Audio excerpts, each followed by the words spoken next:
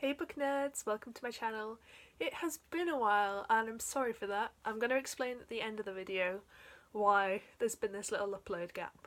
If you follow me on Twitter you know anyway, but I don't want to bog down the intro with stuff that people might not care about. But this is my March wrap up. March was a interesting month for me. I read 13 books in total and for the first time ever I had 2 DNFs, which I don't DNF books ever, and I've kind of made a vow this year to start DNFing books because I'm wasting a lot of time reading books that I don't love. My average ratings for last year weren't great, and this is my way of rectifying that. So of the books that I finished, I had 1 2-star read, 2 3-star reads, 2 3.5-star reads, 5 4-star reads, and 1 5-star read. So there's a couple I haven't rated because I don't know, again, how I feel about them. This seems to be a common theme this year. So I'll talk about those when I talk about them. But those are my ratings. I had quite a lot of high score books this month, which is great. A part of that was the rereadathon. So I read 4 books for the rereadathon. They were all 4-star reads. I'll link that video down below if you want to hear about those books that I read there. But in a nutshell, they were Wolf Brother by Michelle Paver, 30 Nothing by Lisa Jewell, Invisible Monsters by Chuck Palahniuk, and Every Heart a Doorway by Shauna Maguire. So those were my 4 of my 4-star reads. I talked about them in the video down below. Go watch that first if you want to hear about those books. Before I start talking about the books, I also just want to point out this is the first day that it has been warm enough to film in a t-shirt, which means I get to wear my lovely bookish t-shirts again, which makes me very, very happy. I do love jumpers, they're very cosy, but I own an extortionate amount of t-shirts, so get used to looking at them, I guess. So the first book I read was Hunted by Darcey Coates. This I gave 3.5 stars. This is a horror book. And it's about a girl who goes missing. She goes on a holiday and she goes missing while she's away. And her brother and her friends go to try and find her. And she went missing in this tropical forest mountain area. And I really enjoyed this. I love Darcey Coates' writing. I read a short story collection by her called Small Horrors, which I absolutely adore. And I've been meaning to read one of her novels for a while. This was on I got this through my Kindle Unlimited subscription. She writes fantastically. This was kind of a problem because one of the main characters is a nice guy. And it was so uncomfortable to read from his point of view. Essentially what happens is when the girl initially goes missing, he is stalking her on Facebook and he decides that he's going to go rescue her and then he'll be a hero, and he's so much smarter than everyone else, so he goes off on his own. And there's a lot of chapters from his point of view of him walking around the forest thinking about his life, and it's fantastically written, but I just did not enjoy reading from the point of view of that person because it was so unpleasant. That aside, all the other stuff's great. The plot was interesting. I actually really liked the direction it took. It's a monster book, but it's not your typical monster book, because I tend not to like monster-based horror books. This was really enjoyable, and I'd recommend checking it out if you've got a Kindle Unlimited subscription. The next book was a complete impulse read, and this is one I haven't rated, and that is The Raven Boys by Maggie Steifvater. Yes, I finally read The Raven Boys. I've been meaning to read this for ages and I just picked it up on a whim. I was taking the train and I just chose it. I don't know what to rate this. I loved it. I really enjoyed it. I know that much. It's very different from what I expected. You don't really hear much about the plot of The Raven Boys. I've heard loads of people mention it but not really talk about the plot. And so essentially it's about a girl who lives in a family of psychics, and she's been told that she will, that after she kisses her true love will die. And then she goes to this ghost psychic event. It's not really an event, happening at a graveyard with her psychic family, and she's never been able to see ghosts or anything. She's not psychic at all, and she sees this ghost of this boy and he speaks to her, and then she gets told that boy is either her true love and that's why she can see his ghost, or she kills him and that's why she can see his ghost. And then she ends up falling in with these boys. One of them is the one that she saw, and there's 3 other boys as well, and they're known as the Raven Boys. And they go to the school with a raven symbol as the school, which is why they're called the Raven Boys. And it's about them trying to find, I think, the resting place of this Welsh king. And it's a fantasy book, and it's a kind of group friendship book, and it's beautifully written. I really enjoyed it. I have read stuff by Maggie Steifvater before. I read the Shiver series, and that was well written, but the characters didn't interest me, whereas with this I loved the characters, or even if I didn't like them, I thought they were interesting, which is the important thing. But yeah, I can't rate it. I don't know why I can't rate it. I really enjoyed it. I think maybe once I finish the whole series. The next book I read was an arc, and that was Before She Knew Him by Peter Swanson. This I gave 3 stars out of 5. This was a very different story than I was expecting, and that influenced my rating quite a lot, I'm not gonna lie.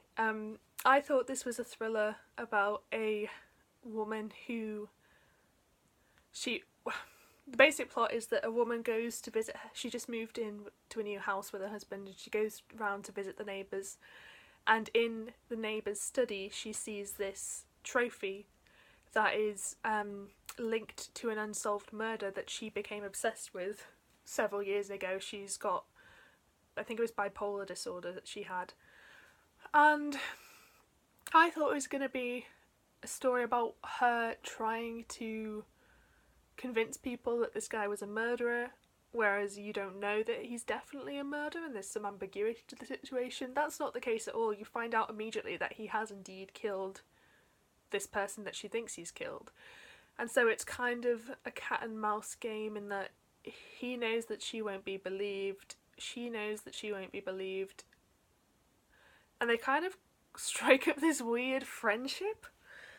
And it was an interesting story, and I think if the blurb maybe made it a bit clearer what kind of story it was. Maybe it's because I've never read Peter Swanson before and I don't know what his books are like. I'll link my full blog review down below because I did write a detailed review about this. It's spoiler free, so if you want more of my thoughts about that, I'd look at that, because I don't really remember it that well now either, which isn't a good sign.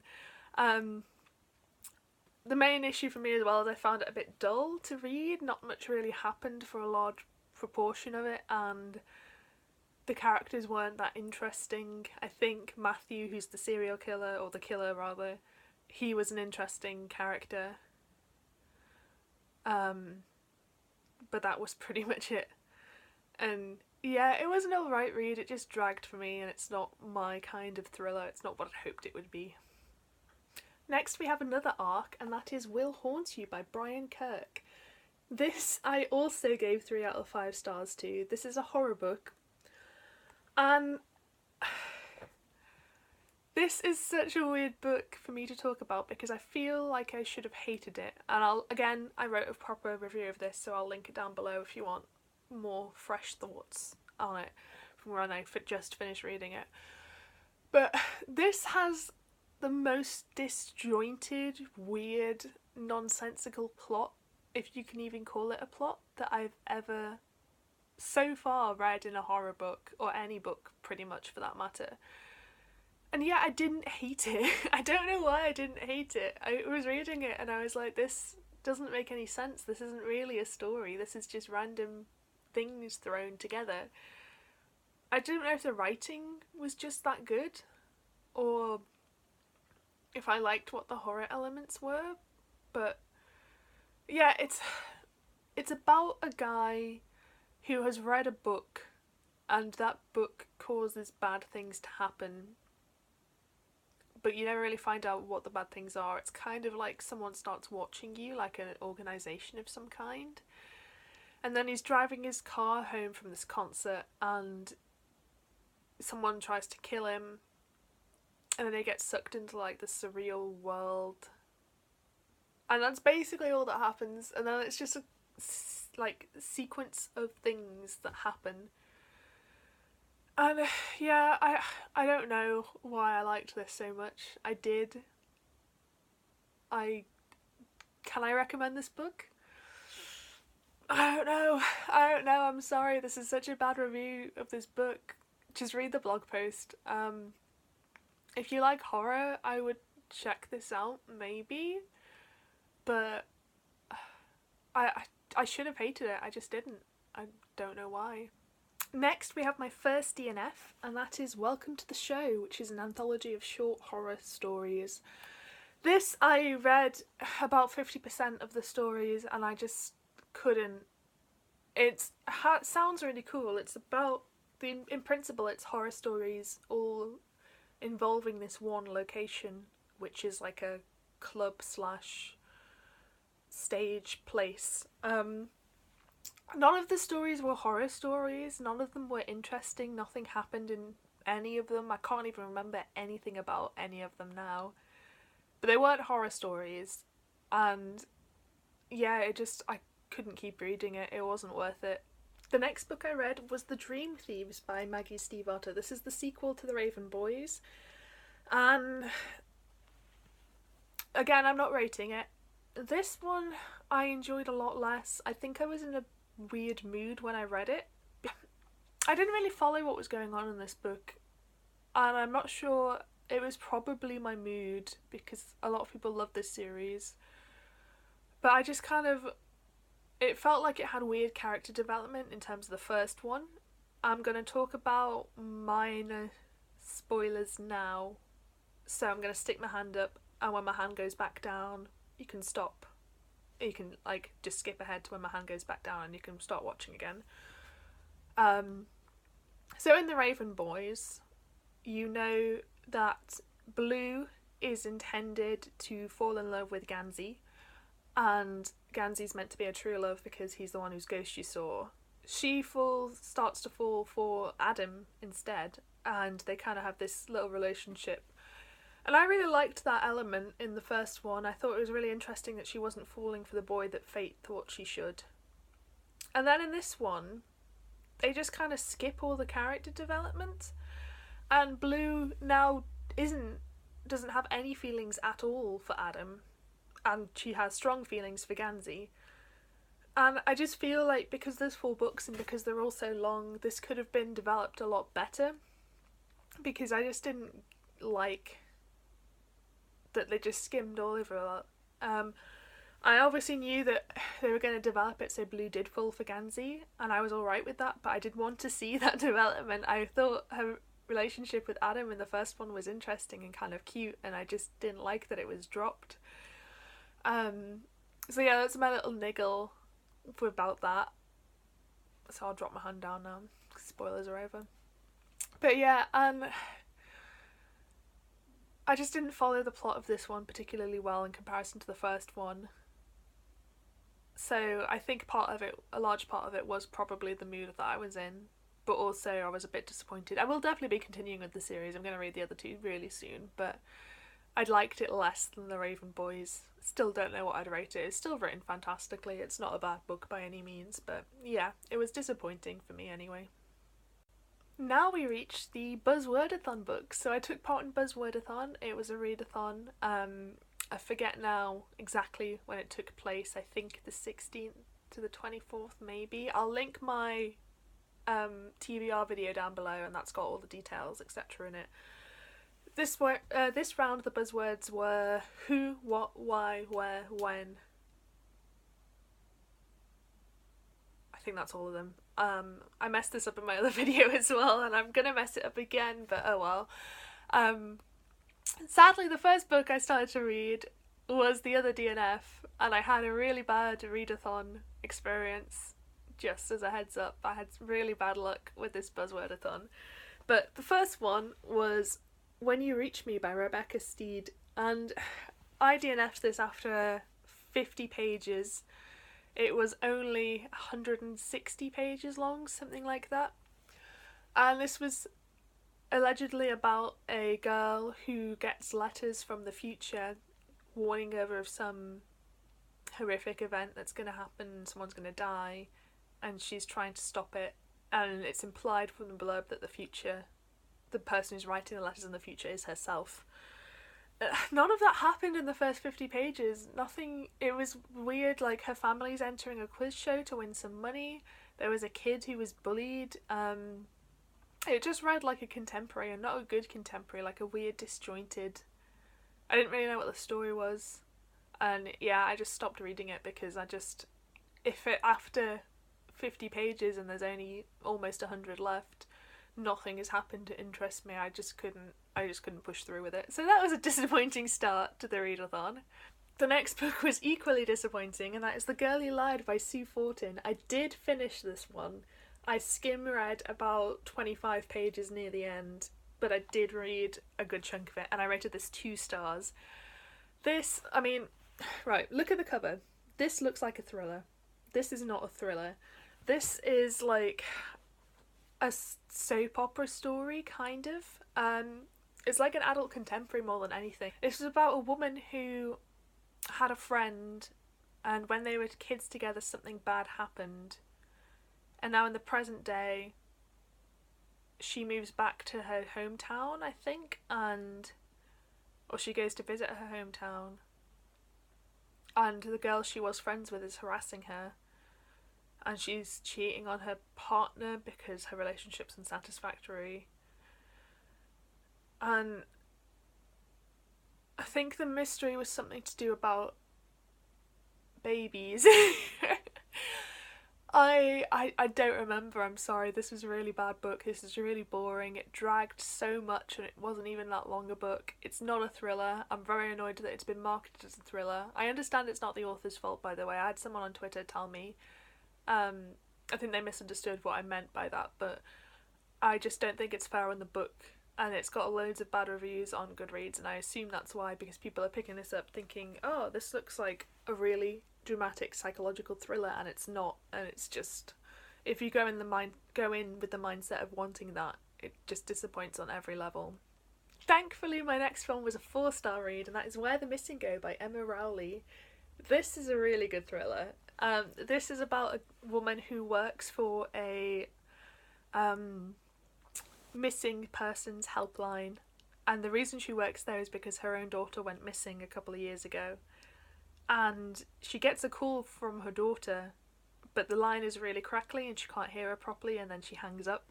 So she goes to the police, and the police are like, oh, are you sure it was your daughter? They start to doubt that. They think that her mind is basically gone and that she's just hearing what she wants to hear. This was really well paced, it was really well written. I'm not going to say much more about the plot because it just kind of sucks you in, and it's really good. Highly recommend it as a thriller. I was very glad I read this because it kind of upped my whole readathon experience, and it was nice to have such a good thriller after something that I'd hoped would be a good thriller, and it turned out it wasn't. The other book I just about managed to squeeze into the Buzzwordathon was The Girl Who Came Back by Kerry Wilkinson. This was a pretty good thriller. I gave this 3.5 stars. This is about a woman whose daughter went missing years ago, and the daughter comes back, or this woman comes back who's claiming to be her daughter, and the mother believes it, the girl's old best friend believes it, and then no one else basically believes that she is who she says she is. You get chapters it's told from the point of view of the girl who went missing and who's come back, and this was just really good. It played to its strengths well, which is the whole ambiguity as to whether or not she actually is the girl. Had a decent plot. I didn't really see where it was going. It did suffer from not many suspects. You could kind of guess who it was because there's not many characters for it to be. But apart from that, it was really enjoyable. Not quite as good as Where the Missing Go, but still a really solid thriller. And the final book I read was my 5-star read, and that was For the Love of Books. This is by Graham Tarrant. This is a non-fiction book, and it was a really enjoyable way for me to finish the month. It's basically just a non-fiction book all about books. It's split up into different sections. I've got a full blog review, which I'll put a link down below again. It's split into different sections, and each section's got a theme. So it's got about authors going to prison, it's got a section about banned books, it's got a section about authors who had fights with each other. And it was just really interesting. I really loved it. I think you get a lot out of it if you're a book fan. It was really easy to read. It's split up into small sections that you can really easily digest, and the ebook formatting was fantastic. It's got like the little sub box thing that non-fiction books do, and none of the sub boxes interrupted any of the main text, which I hate it when it does that, when I have to flick back and forth to like finish the little reading of the box and then going back to the paragraph. They all came at the end of the paragraphs on the ebook, which I really, really appreciated. This would be a really good gift for like if you've got like an English literature fan or someone who's studied English literature. There's a couple of my friends I'm going to recommend this to because they did English literature.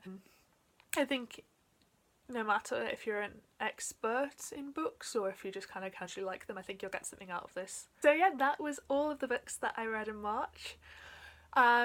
Basically where I was is I had a PhD interview on the 2nd of April, which it was for my dream PhD. I've applied last year and didn't get it, and I got told to apply again this year, so I've basically been working for months and months and months towards this goal, and I'm very, very pleased to announce that I got offered the PhD. I have accepted it. I will be starting it in September.